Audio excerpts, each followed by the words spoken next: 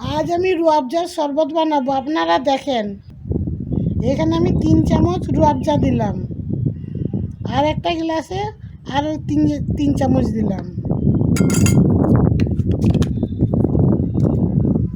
নতুন ধরনের বানাচ্ছি, আপনারা দেখেন।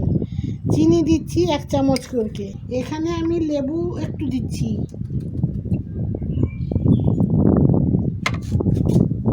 এখন আমি ঠান্ডা জল দেব।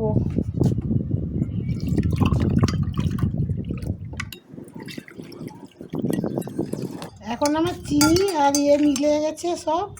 এখন আমি দিচ্ছি এর সাথে একটু পুদিনা পাতা দুটো দিলে ওর গন্ধটাও ভালো আসবে। সাথে দিচ্ছি বরফ। আমার রুয়াবজার শরবত হয়ে গেল। এখন দেখেন আপনারা, দেখতে কত ভালো লাগছে। আমার ভিডিওটা যদি ভালো লেগে থাকে আপনারা সবাই কমেন্ট করবেন, শেয়ার করবেন, লাইক করবেন। আপনারা আমার ভিডিওটা দেখার জন্য সবাইকে ধন্যবাদ।